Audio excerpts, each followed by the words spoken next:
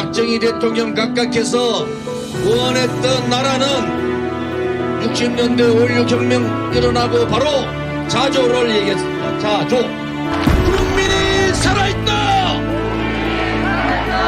국민이 주인이다. 국민이 승리한다.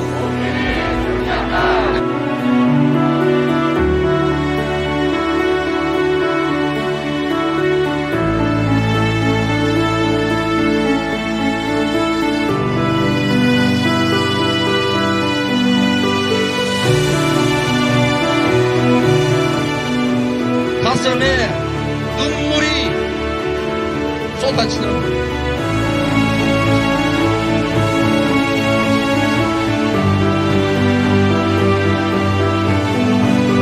이 대한민국을 깨끗한 나라로, 깨끗한 정치로, 깨끗한 정당으로 완전히 바꿔버립시다.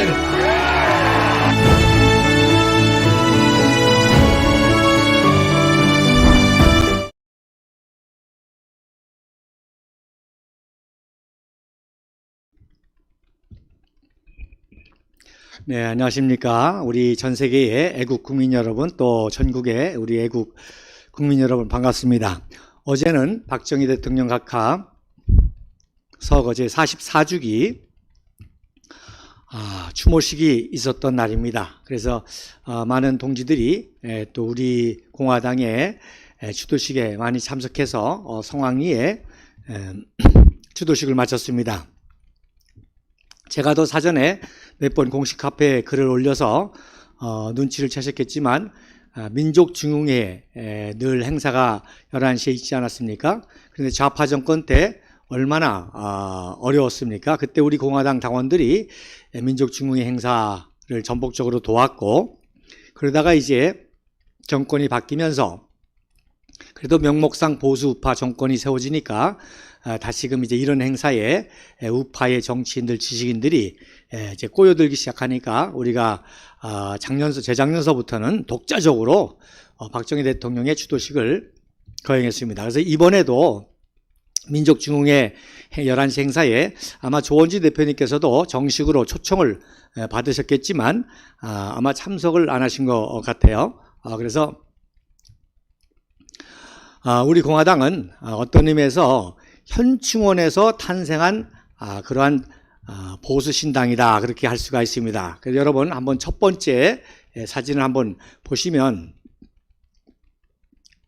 자, 첫 번째 사진에 보시면 2017년 5구 대선이 끝나고 문재양 종북 좌파 정권이 정권을 찬탈해 가지고 첫 6월 6일 현충일입니다.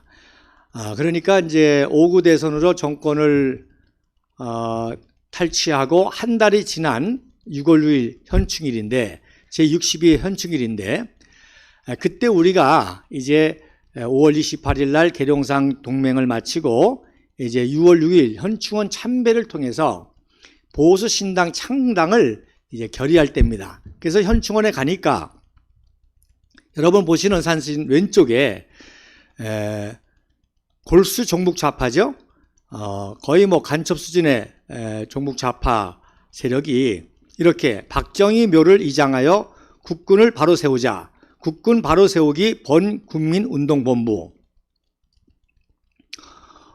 현충원 정문 앞에서 이런 팻말을 들고 시위할 정도로 정말 완전히 좌파 세상이 시작된 겁니다. 그때 바로 우리는 이런 사태를 다 예견하고 이제 종북 좌파 정권과 극렬한 투쟁을 했던 것이죠. 두 번째 사진은 바로 똑같은 사진인데 김대중 묘를 이장하여 국군을 바로 세우자. 그래서 그 김대중 묘라고 하는 거를 우리가 편집 처리한 겁니다. 그래서 이때는 뭐 우리가 창당 초기고 하니까 이렇게 우리는 처절하게 싸웠던 거죠. 보수 우파 국민들 중에서도 김대중 대통령의 뭐 여적죄 관련 사실은 많이 있죠. 뭐 국정원 휴민트를 북한 정권에 넘겨가지고 북한의 휴민트들을 다 작살내고, 또 국내에도 이제 휴민트원들이 많이 사퇴를 하거나 경찰 쪽도 국정원 쪽도 이렇게 국정원에서 쫓겨나는 그런 반역죄를 많이 얘기하기 때문에 이제 김대중 묘를 이장하자라고 하는 얘기도 나오지만은 그래도 보수 우파는 점잖고 그래도 상식과 이성이 있으니까 현충원 정문 앞에서까지 이런 식으로까지는 하지 않지 않습니까? 그런데 뭐 정복좌파 골수들은 완전히 정말 문불안거리죠.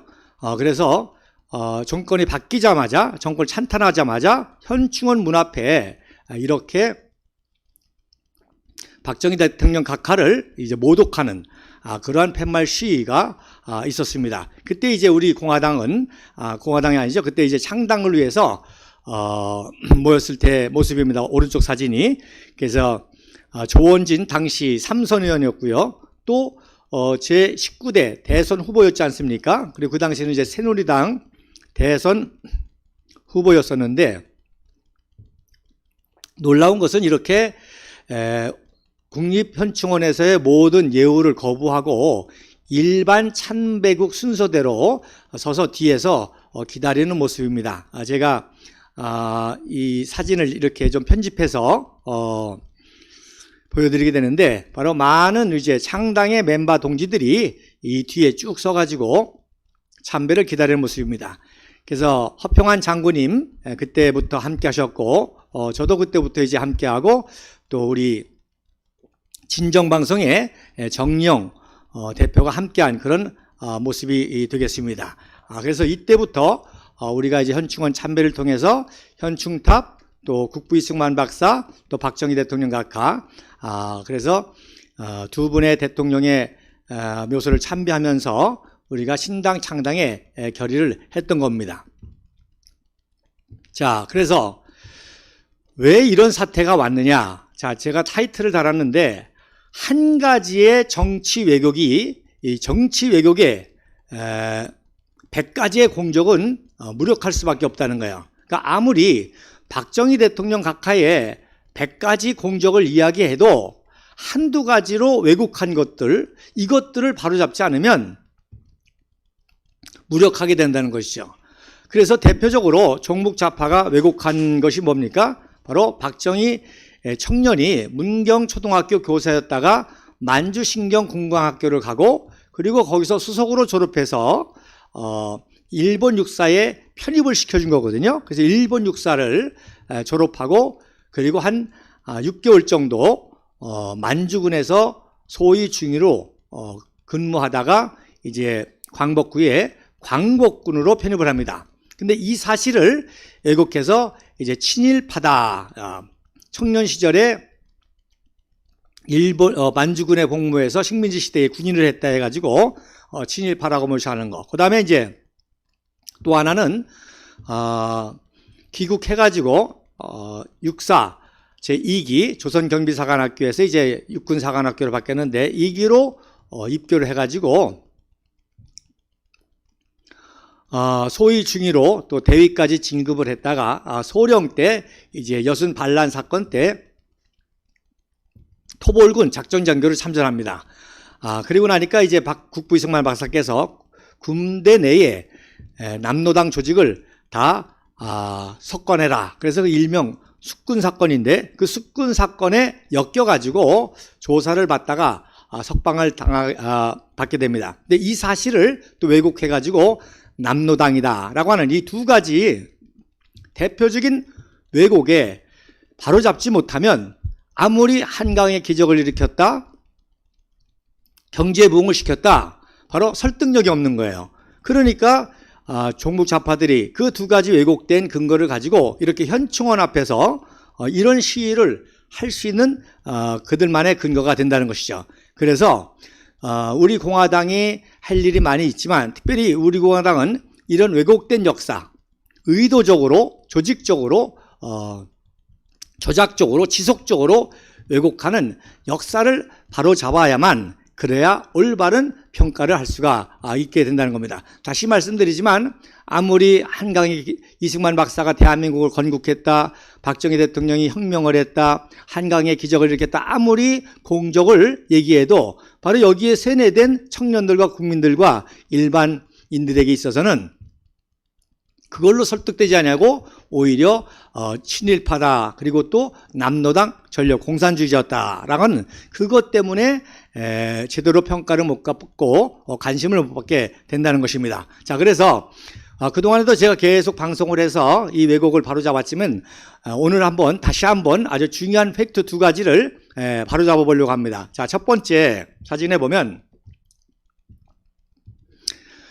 박정희 청년이 만주신경군관학교에 가게 된 것은 바로 상해 임시정부의 밀사 역할을 한 광복군 김학규 장관이 직접 밀명을 받아와가지고 문경초등학교 교사인 박정희 청년에게 이제 앞으로 일본이 언젠가는 무너질 텐데, 그리고 우리가 식민지에서 독립하게 되면 우리도 군대를 갖게 될 텐데, 그래서 이런 장래에 국군 설립을 위해서 사관학교에 들어가 군사지식을 배워야 된다 해서 만주신경군관학교에 들어가게 된 거예요. 보통 이제 그 고등학교 졸업하고 들어가면 19살, 빠르면 18살, 19살에 입교하거든요. 근데 이미 박정희 청년은 이미 교사를 했기 때문에 23살입니다. 23살이니까 거의 나이가 많아가지고 1차에는 한번 떨어지기도 합니다. 그런데 이런 밀명을 받았기 때문에 그래서 그 다음에 다시금 지원을 해가지고 합격을 하게 되는 것이죠. 이거는요, 박정희 청년뿐만 아니라 그 당시 조선의 아주 에리트 청년들에게는 거의 밀사들이 가서 다 가게 됩니다. 자, 대표적으로 강영운도 만주 제국대학에 다니다가 일본 장교로 근무했거든요. 근데 강영운에 대해서는 그런 얘기 잘 안 하잖아요. 똑같은 입장인데, 강영운은 바로 육당 최남선이 그 당시 만주 제국대학의 교수였었는데 직접 장례일을 협의한 겁니다. 내 장례를 나도 대학을 가야 되고 또 전공을 해야 되고 하는데 어떻게 쓰면 좋겠습니까? 할 때 육당 최남선도 똑같이 언젠가는 일본이 무너질 텐데 그러면 우리가 국군을 세워야 되니까 군사 지식을 얻기 위해서 사관학교나 또 군관학교에 들어가라. 그래서 들어간 게 이제 강영운, 또 그 유명한 민기식 장군, 대장으로 입편했죠. 이런 청년들이 바로 각양각색으로 들어가겠다는 거죠. 그러니까 학병으로 끌어갈 수도 있고요, 또 지원병으로 갈 수도 있고, 또 이렇게 사관학교에 갈 수 있는 게 그 당시 청년들의 상황이었습니다.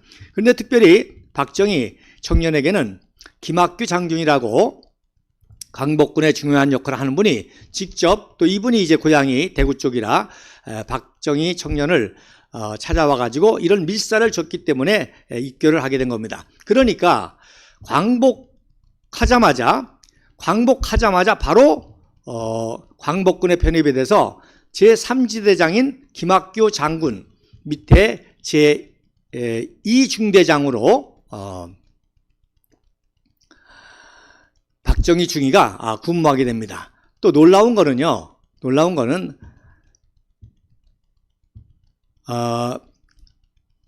1946년 1월 10일 날 이제 귀국을 앞둔 제2중대장 박정희 중위와 제2대 중대원들이 태극기에 서명을 한 그런 사진입니다. 그런데 그 태극기에 제가 빨간 걸로 표시를 했는데 자주, 자립, 자예, 어디서 많이 듣던 말이죠. 박정희 대통령 가까이의 통치 철학이 바로 자주, 자립, 자주, 자조, 제일 처음에 이제 자주였죠. 자조, 자립, 자인데 바로 박자만 보이고 정의자를 지운 흔적이 보입니다. 그래서 박정희 청년은 친일파가 아니라 이렇게 당시에 민족주의적인 에리트 청년으로서 바로 일본의 패망 이후에 국군 장소를 준비한 그런 비밀 요원으로 활동했다는 것이다. 그래서 왼쪽 사진이 바로 유명한 사진인데 8월 18일 광복군 교관으로 활동했던 윈스 대위, 개성에서 활약한 윈스 선교사의 아들입니다. 윈스 대위가, 그러니까 아버지가 선교사로 한국에서 태어나가지고 한국에서 자라고, 그러다가 미국에 유학 가고, 또 그래서 장교가 되고 했기 때문에 이제 선교사 자녀들이 이런 그 특수부대의 정보 분야에 많이 일하게 됨으로 인해서 이 웸스데이도 한국어 잘하죠, 일본어 하죠, 영어 하죠, 심지어 만주어, 러시아까지도 하는 이런 최고의 에리트 장교들이 광복군을 주도했던 것이죠. 그래서 웸스데이 송별식 기념 사진인데 그 태극기 밑에 웸스데이 모습이 보이고 그분의 왼쪽에 키 작은 분이 바로 김학규 장군이고 그 바로 뒤에가 박정희 제2중대장이십니다. 자, 그리고 오른쪽에 이제 태극기, 이 대원들이 다 나름대로 이제 해방을 막고 강복한 한국에 돌아가면서 나름대로의 이제 큰 비전들과 이런 결단들을 쓴 그런 태극기가 되는데, 말씀드린 대로 태극기 그 빨간 거 옆에 자주 자립 자예 그리고 박자만 보이는 게 바로 박정희 중대장의 서명인 것입니다. 자, 그 다음 사진에 보면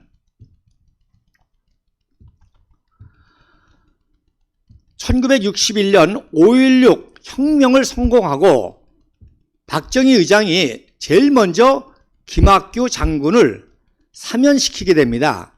김학규 장군이 어떻게 또 연루가 되는 거니, 해방 이후에 바로 이제 상해 임정에서 돌아와 가지고 김구 선생의 측근으로 한독당의 역할을 했죠.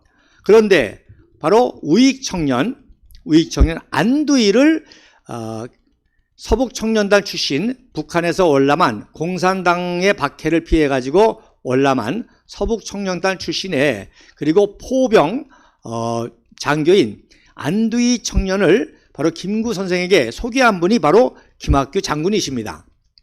그렇기 때문에 1949년도 안두희 청년이 김구를 암살하면서 여기에 연루가 돼가지고 투옥이 됐던 거예요. 그래서 1950년 6.25 동란이 일어났을 때, 여러분, 전쟁이 일어났습니다. 그러면 형무소를 제일 먼저 정리를 해야 되잖아요. 우선 남로당과 관련되어 있는 사람은 무조건 사형입니다.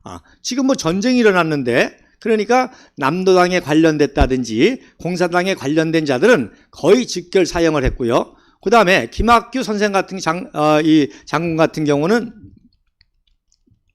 그런 분이 아니기 때문에 그런 분들은 이제 후송을 해가지고 감옥 생활을 계속했던 것이죠. 그러니까 안두희 청년 같은 경우도 지금 전쟁이 났는데 우익 청년이니까 그때 사면을 받아가지고 또 전쟁의 영웅이 된 게 바로 안두희 청년입니다. 자, 어쨌든 그래서 계속 투옥 생활을 하던 김학규 장군을 제일 먼저 사면을 시킨 게 바로 박정희 의장이십니다. 그래서 그 다음 해에 1962년도 3월 1일 3.1절 때 제43주년 산임일절 때 이때 건국군장 독립장을 수여하십니다. 박정희 의장께서 참 훌륭하신 게, 자, 이 정도의 관계면 자기의 은사 아니에요? 그러면 적어도 1등급 건국군장 대한민국장 정도를 충분히 수여할 수 있는 근거가 다 됩니다. 근데도 자기의 스승이고 자격은 관계이기 때문에 오히려 겸손하게 3등급인 독립장을 주소하게 됩니다. 그래서 그 당시 이제 서훈을 받은 사람들의 사진인데, 그래서 제일 가운데에 이제 박정희 의장이 계시고요. 그리고 그 옆에가 바로 내각수반 송효창 장군이 되겠습니다. 그리고 여러분 보시는 사진 왼편에 바로 김자진 장군의 아들인 김두한이가 이제 대신 훈장을 받은 편이고요. 맨 오른쪽에 보시면 맨 오른쪽에 서 계신 분이 바로 키가 작으신 김학규 장군이 3등급 독립장을 목에 걸고 있는 사진이 되겠습니다. 그리고 그 옆에 있는 공군 장군이 바로 김구 선생의 아들인 아들인 김신이 되겠습니다. 자, 어쨌든지 간에 이런 관계, 이런 역사적 근거가 확실하기 때문에 박정희 청년은 친일파가 결코 아니고 민족주의 엘리트 청년으로 상해 임정에서부터 관심을 받은 창군의 그런 요원으로 선발된 그런 청년이라는 것이죠. 자, 그 다음에 1977년도에 1977년도에 신욱이라는 분에게 대통령 표창을 하사하십니다. 박정희 대통령께서 대통령 표창을 주시는데 왜 신욱에게 이걸 줬느냐? 신욱 어르신은 예천의 독립운동가로 1881년생이요 1943년도 돌아가셨죠. 바로 상해 임정에서 특별히 사관학교에 보낸 청년들에게는 바로 후원자들을 하나씩 붙였습니다. 그래서 생활비라든지 장학금이라든지 이런 명목으로 후원해 줄 수 있는 후원자를 하나씩 붙여줬는데 바로 박정희 청년을 누가 후원했느냐? 바로 신욱 독립운동가가 하셨습니다. 이분이 예천에 아주 거부신데 모든 재산을 다 팔아가지고 상해 임정에 독립자금에 이렇게 했던 분입니다. 참 역사라는 것이 참 재밌는데 이 신욱 선생이 재산을 팔아가지고 상해 임정에 전달한 분이 누구냐? 김시연이라는 그런 독립운동가였습니다. 근데 그 김시연이가 광복 이후에 나중에 야당 의원이 돼가지고 1952년도에 바로 1952년도면 전쟁 중이잖아요. 1952년도 6.25 기념식 때 부산에서 충무로에서 기념식 때 이승만 박사를 저격한 유시태의 배우 인물이 김시연입니다. 그 당시 김시연이가 국회의원으로 유시태를 사주해가지고 박정희 대통령, 이승만 대통령 연설하는 바로 뒤에서 모젤 권총으로 바로 뒤에서 사격을 했는데 안타깝게 불발이 돼가지고 체포를 됐죠. 그래가지고 김시연이도 이제 무기징역에서 감형을 받고 투옥 중에 있었다가 나중에 이 사람은 장면 정권 때 사면석방을 받습니다. 자, 어쨌든 이 신욱 선생이 독립자금을 전달했던 분이 바로 김시연, 그 당시 독립운동가였죠. 그분입니다. 그러다가 나중에 이제 1990년도에 바로 신욱 선생의 여러 가지 독립운동의 근거들이 드러나서 건국군장 4등급 애국장을 수여를 받게 됩니다. 자, 이 신욱 선생의 이런 사실을 제가 어떻게 알게 됐냐면 저희가 이제 창당 초기에 계속 종북좌파 척결 집회를 하지 않았습니까? 그래서 마로니에서 집회하고 종로를 거쳐서 차에 올라가서 그때 우리는 탈원전하면 망한다. 종북좌파 정권으로 인해서 국방 안보가 무너진다. 그런 거를 막 연설할 때입니다. 그래서 제가 이제 차후에서 이렇게 연설을 많이 했는데 어느 날 어떤 분이 식사를 같이 하자고 그래요. 그래서 식사를 같이 했는데 알고 보니까 이분이 나름대로 의협심을 가지고 저를 개인 경호를 몰래 하셨던 분이더라고요. 근데 그분이 누구냐고 하니 바로 신욱 선생의 손자였습니다. 이 신욱 선생의 손자였기 때문에 이런 사실을 저한테 알려줘서 제가 이렇게 또 방송을 할 수, 위대한 진실방송을 할 수 있게 된 거예요. 그러니까 우리공화당이라는 거예요. 참 아주 놀랍습니다. 자, 그래서 이 첫 번째 친일파, 일본 군인이었다고 하는 이 친일파의 진실을 완전히 벗겨서 더 이상 이런 왜곡에 미혹되지 않고 정말 박정희 대통령께서 위대한 평가를 받을 수 있어야 될 것입니다. 자, 그 다음 사진에. 자, 두 번째가 이제 남로당 전력이죠. 그래서 말씀드린 대로 4.3 사태가 실패하니까 이제 건국 이후에 10월 25일 날 여순 반란 사건이 일어났습니다. 그때 토벌군 작전장교로, 그러니까 토벌군 사령관은 송호송이고, 여러분 가운데 사진에 보면 담배 물고 있는 게 송호송인데, 요게 나중에 알고 보니까 요게 진짜 빨갱이로 6.25 동란이 일어났을 때 이제 월북을 하게 되죠. 그리고 자기가 북침을 했다, 이런 선전을 한 사람이 바로 송호송입니다. 그래서 이분이 건국 직전에 육군 참모총장격인 조선경비사령관을 했기 때문에 지금 그 육군본부에서는 이 사람의 전력을 빼죠. 완전히 월북해가지고 전범자가 됐으니까. 그리고 그 옆에 있는 분이 바로 작전장교, 아주 작전장교 핵심 역할 아닙니까? 박정희 소령이고요. 오른쪽에 미 제24군단의 군사고문 풀러 대령이 되겠습니다. 그래서 미 군정청에서도 당연히 미 군사고문도 도와야 되잖아요. 자기네들이 군대를 잘 만들어줘야 되는데 이런 공산당을 섞어내지 않냐고 반란이 일어났으니까.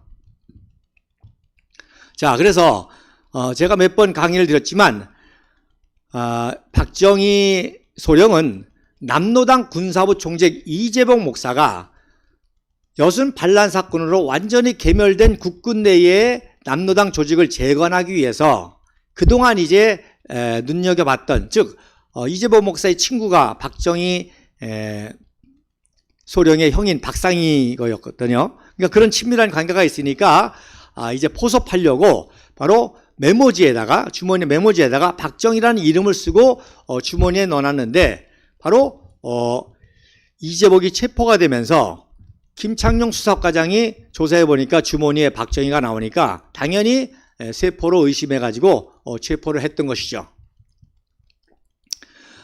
그래서 한마디로 말씀드리면 박정희는 남로당에 가입한 적도 없고 공산주의 사상이라든지 공산주의 행적을 한 것도 아무것도 없고 오로지 이재복이 포섭하려고 메모했던 그 메모장 한 장 때문에 체포가 됐고, 아무리 조사해봐도 근거가 나오지 않으니까 이제 많은 동기들이 이제 뭐 정일곤이라든지 이런 분들이 이제 백선엽이라든지 이런 분들이 이제 서명운동을 했던 거죠. 그리고 또 특별히 중요한 거는, 자, 미 군사 고문단 단원 중에서도 하우스만 대위는 이승만 박사의 연락장교입니다. 그러니까 이승만 박사의 최측근이죠. 모든 대한민국에서 일어나는 중요한 군사작전이라든지 군사에 관련된 문제를 연락장교니까 하우스만하고 이제 합니다. 자, 이 하우스만이 바로 당연히 여수 4.3 반란 사건도 관여하고 또 4.3 사건 또 여수 반란 사건 다 하였기 때문에 박정희를 누구보다도 잘 알죠. 왜? 작전장교니까. 그래서 그 당시 이제 건국 이후니까 사법적 절차가 있지 않습니까? 그래서 지휘계통을 밟아가지고 육군 본부의 지휘관들, 그 최병덕, 또 행정참모부장 김백일, 또 참모차장격인 참모장격인 정일권, 뭐 이런 분들이 이제 다 구명 서류를 내가지고 이승만 박사에게 올렸고, 그 이승만 박사가 최종 검토할 때 옆에 있었던 분이 바로 하우스만 대위고, 하우스만 대위도 정확한 증언을 하게 되니까 이승만 박사가 한 유명한 말이 있잖아요. 인재를 함부로 죽이면 안 돼, 살려 해서 서명해가지고 그 당시 대통령 사명권, 첫 번째 사명권이죠. 대한민국 건국하고 1949년 3.1절 3월 1일 제30주년 그래서 특사로 석방을 하게 됩니다. 근데 그 당시 석방 기준이 15년 형부터였거든요. 그러니까 사형죄라든지 무기징역은 사면의 대상이 되지 않습니다. 그래서 워낙 소령이라는 최고위직이었기 때문에 1심에서 무기징역을 받고요. 그리고 최종 심에서 15년형으로 감형을 받고, 그리고 이승만 박사께서 이제 특별 사면 석방을 시키고 예편을 하게 됩니다. 그러나 워낙 총명한 엘리트 장교이기 때문에 바로 백선엽 정보국장이 문간으로 군무를 하게 됩니다. 그래서 오른쪽에 있는 서류가 박정희의 그 재판 관련 서류들인데 바로 마지막에 형 집행 정지로 특별 사면 석방한 그런 문서가 되겠습니다. 자, 그래서 말씀드린 대로 이 두 가지의 진실 우리 공화당 당원들이 확실히 알고 정복자파들이 더 이상 왜곡하지 않도록 해야 될 것입니다. 그래서 우리 공화당이 말씀드린 대로 현충원에서부터 창당에 결의를 해서 형충원에서 태어난 그런 정당이라고 할 수가 있습니다. 그래서 어제도 많은 분들이 오셔서 박정희 대통령 각하의 서거를 아주 정중하게 그렇게 했습니다. 그래서 뭐 박정희 대통령의 뭐 위대함에 대해서는 많은 분들이 얘기를 합니다. 그러나 제가 말씀드린 것은 바로 이 한두 가지의 왜곡을 바로잡지 않으면 거기에 세뇌되고 영향받은 사람은 아무리 어떤 공적을 세웠다 하더라도 귀에 들어오지 않는 거야. 아유, 뭐, 공산주의자였는데, 변절자였는데, 친일파였는데, 그러니까 심지어, 경제학자까지도, 박정희, 우리 한강의 기적은 그 당시 국민들이 잘해서 그렇지, 박정희 업적이 아니다라고까지 하는 그런 이제 헛소리를 하게 되는 것을 볼 수가 있습니다. 오늘도 저는 참 재미난 경험을 했는데, 이제 방송을 하기 전에, 김밥집을 갔거든요. 그래서 우리 당사 밑에 쭉 내려가면 행운 김밥이라고 김밥집이 있습니다. 거기서 이제 김밥을 시켜서 식사를 하는데 제가 이제 이렇게 넥타이를 매지 않았습니까? 태극기에다가. 그러더니 우리 공화당, 그 공화당 글자를 보더니 박근영 여사를 아십니까? 그렇게 물어봐요. 그래서 아유, 박근영 여사 알죠. 그랬더니 거기와 관련된 당이 아닙니까? 그래요. 그러니까 내가 생각해 보니까 신동욱이의 그 공화당을 말하는구나 해서 이제 쭉 설명을 해줬습니다. 쭉 설명을 해줬더니 그 행운 김밥집 주인이 누군고 하니 남편이 박 무슨 씨라고 바로 박정희 대통령 가문의 집안 사람인 거예요. 그러니까 시댁이죠. 자기 남편이 그래서 박정희 대통령의 그 큰형 또 셋째 형 돌아가신 박상형이 있지만 그 큰형이라든지 아니면 그 할아버지 때의 그 집안의 후손으로 시댁이 되는 거죠. 그런 분을 만났습니다. 그래서 여러분 우리 공화당 당사 밑에 그 행운김밥 많이 이용해 주시고 그러면서 이렇게 참 특이한 인연이죠. 그래서 박정희 대통령의 친척 분을 또 만나서 또 대화를 나누고 또 제가 방송도 소개해주고 이렇게 보도록 그렇게 했습니다. 그리고 또 오늘 어제죠. 어제 이제 또 참배를 하면서 또 시간이 나길래 장군묘역을 이렇게 봤더니 그 박정희 대통령 묘소 바로 우리가 서 있던 자리 뒤편이 바로 장군묘역인데 제일 장군묘역에 올라가 보니까 바로 초대 참모총장인 최병덕 중장의 묘도 거기 있더라고요. 최병덕에 대해서도 제가 또 시간이 되면은 진실을 많이 말씀드리는데 많이 왜곡이 되어 있습니다. 그분도 민족주의자고 영웅이었습니다. 그런데 종북좌파가 또 역시 친일파로 또 6.25 관련 때 또 패전 장군으로 많이 그 매도하는데 절대 그렇지 않습니다. 그리고 그 옆에 보니까 또 김백일 장군, 김백일 중장, 역시 김백일 중장도 북한 괴뢰들이 제일 싫어하는 장군이 누구겠어요? 바로 전쟁 영웅이죠. 그래서 백선엽, 정일권, 김백일 이 세 사람을 제일 미워합니다.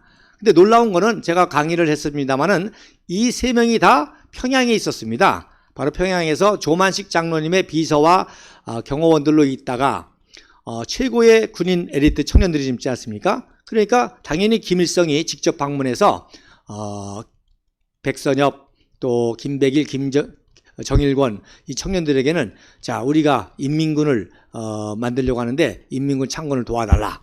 그렇게 당연히 요청을 했지만 이분들은 이제 민족주의자고 하기 때문에 이제 월남을 해서 국군 장설 요원이 됐던 거죠. 그러니까 여러분 쉽게 얘기해서 종북 좌파들이 거품을 무는 사람들은 다 민족주의자요. 또 대한민국 건국과 구국과 호국의 엘리트라고 보시면 되고요. 또 이분들을 다 친일파로 매도하는데 여러분 일제 식민지 시대에 살면서 여러 가지 형편과 사정이 있지 않습니까?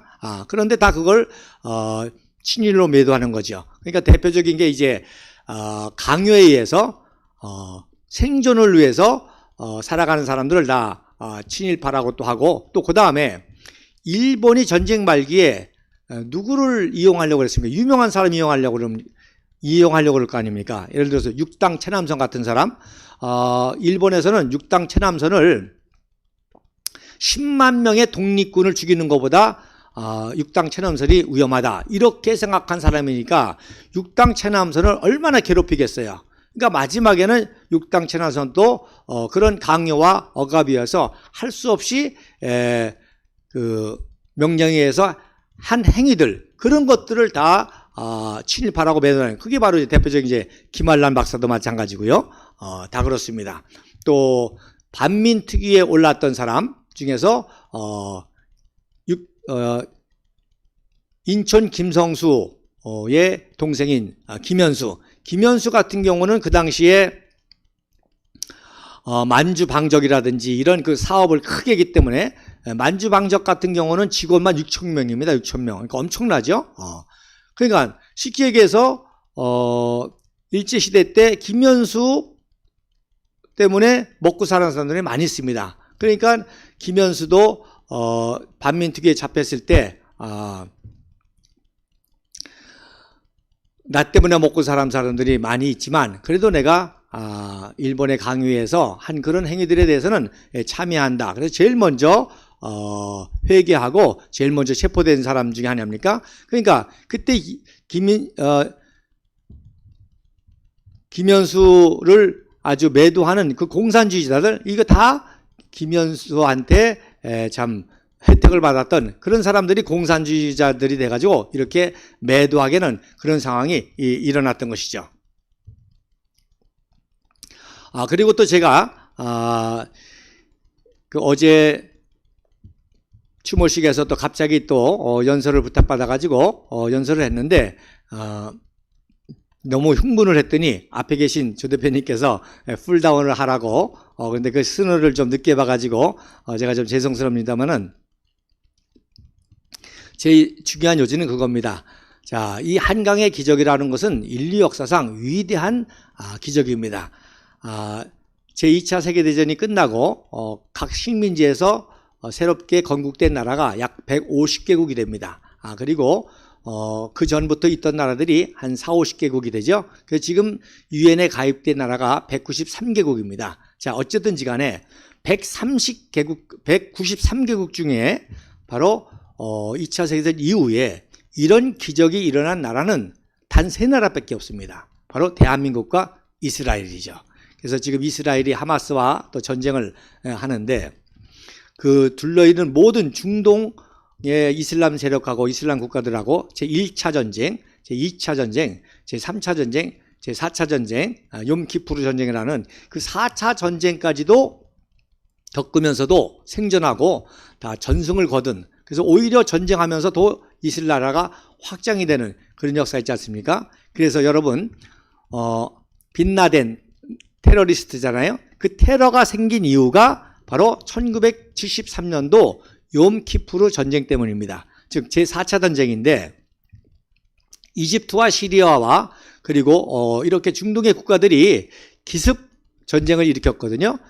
욤키푸르라는 것은 대속죄일과 같은 그런 날입니다. 이스라엘에게는 굉장히 중요한 날로 금식하는 날이거든요. 그때 기습을 한 거예요.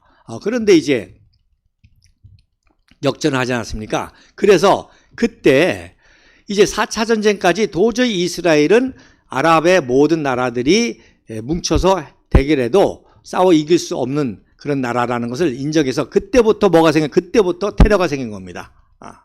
그때부터 이제 정상적인 방법으로는 이스라엘 대결할 수 없으니까, 그리고 팔레스타인 독립을 위해서 그때부터 테러가 생겼고 그 뿌리가 바로 빈라덴이고 이번에 하마스도 바로 그런 테러 정권인 것이죠.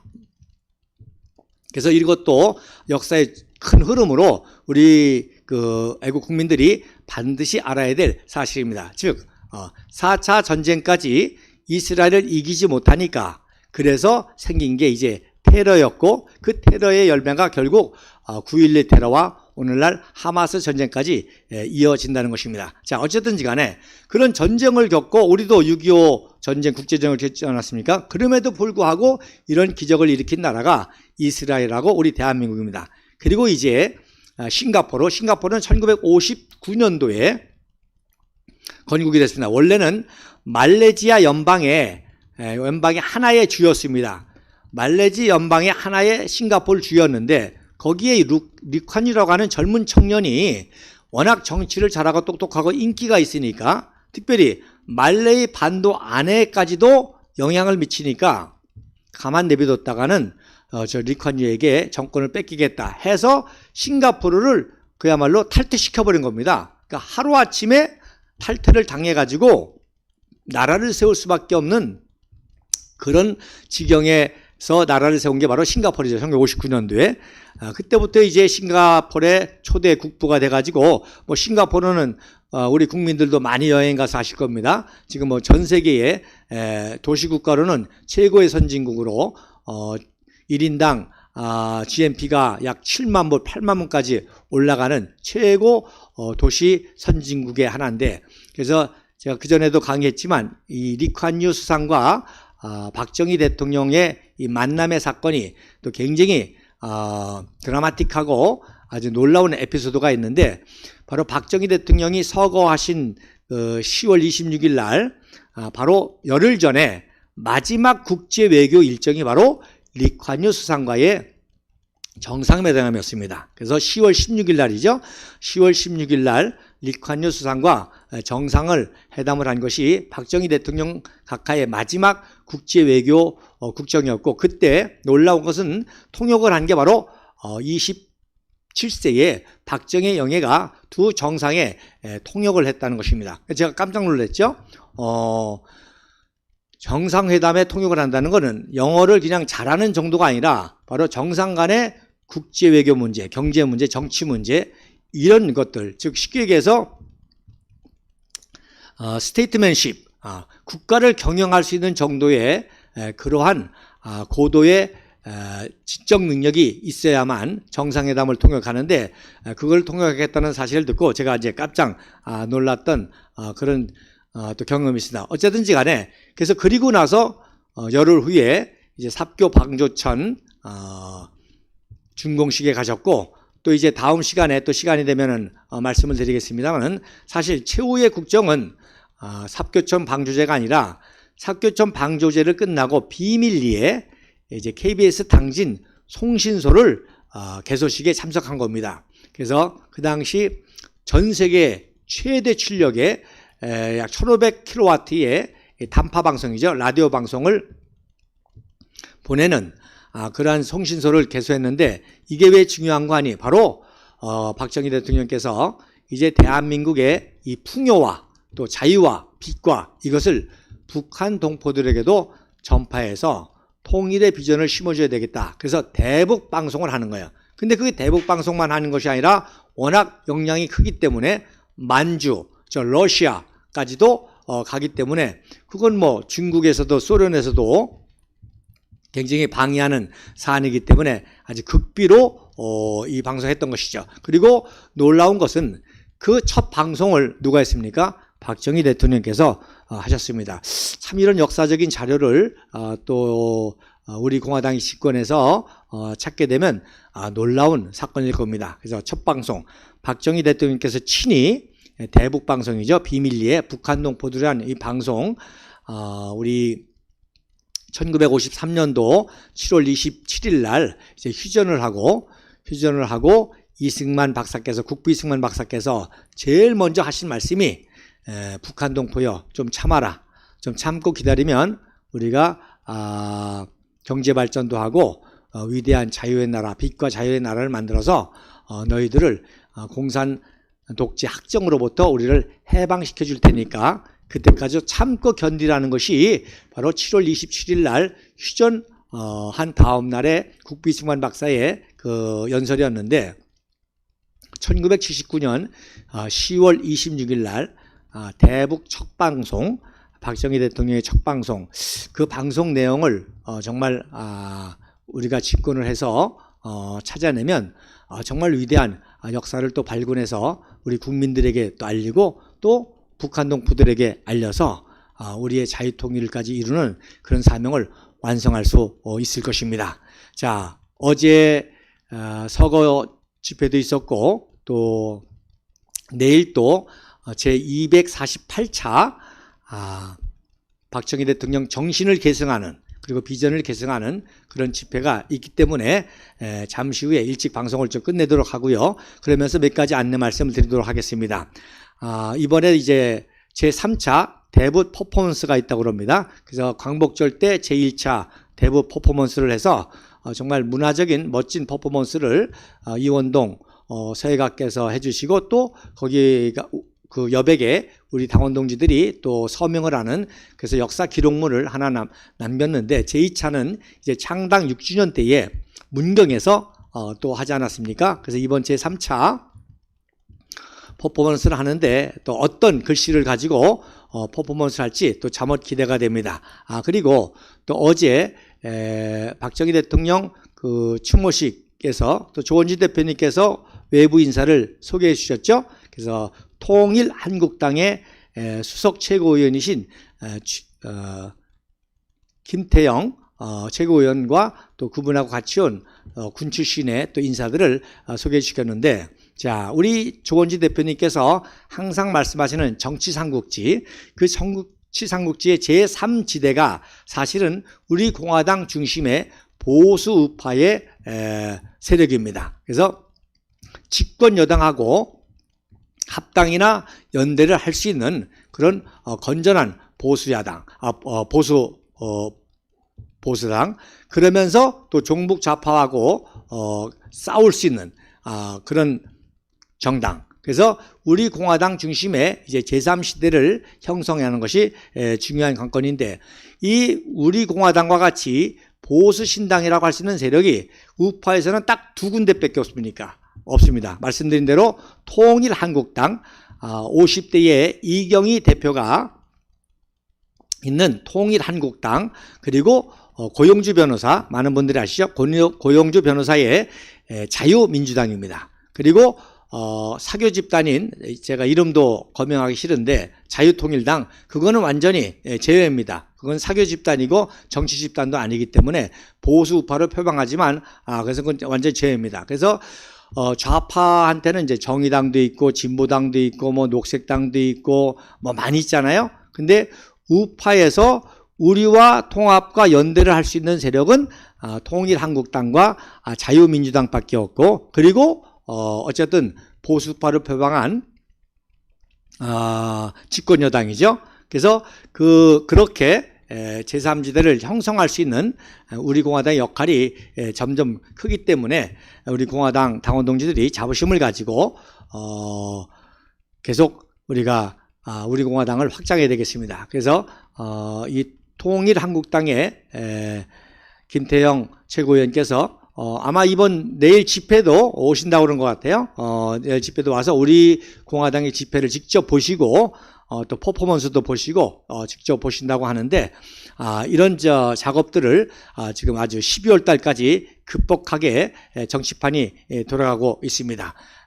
박정희 대통령의 이 정신을 우리가 바로 계승해서 이 위대한 천재적인 지도자, 애국애민의 지도자, 그리고 청년결백한 지도자, 이것을 계승하는 이제 우리가 제2세대거든요. 박정희 대통령 각하께서 제1세대라고 한다면은 우리가 바로 제2세대고, 이제 우무성 청년 위원장이나 박지호 청년이나 이용주 청년이나 요 청년들이 이제 제3세대 박정희 세대가 되겠죠. 그래서 이렇게 이어나가는 위대한 역사적인 작업에 많이 참여해 주시고, 다시 한번 박정희 대통령 각하와 함께 위대한 대한민국을 만들어주신 우리 1세대에게 감사를 드리고, 이렇게 해서 풍요롭게 대한민국을 세워놨더니 종북 좌파가 정권을 탈탈하고 또 보수 의상제 세력이 국부 이승만 박사가 박정희 대통령을 팔아서 부귀 영화를 누리고 호의호식하고, 그들이야말로 그렇죠. 그리고 박정희 대통령 이승만 박사를 반대해서 하나의 정치 세력으로 국민을 속여가지고 그 위대한 공과를 다 묻혀버리고 그 왜곡된 거짓된 친일파 남노당 군사 쿠데타 이런 걸로 정치 투쟁을 해가지고 심지어 정권까지 차지해서 온갖 부정부패를 저지르는 이런 어려움 중에 그나마 박정희 제2세대로 우리 공화당이 이 정신을 계승하고 있는데, 정말 6년 동안 투쟁해 주신 우리 당원 동지들, 제2세대 당원 동지들에게 감사를 드립니다. 그리고 앞으로 함께할 우리 박정희 제3세대 지켜보고 있는 많은 청년들이 똑똑하고 청렴결백하고 애국심 있는 많은 청년들이 있습니다.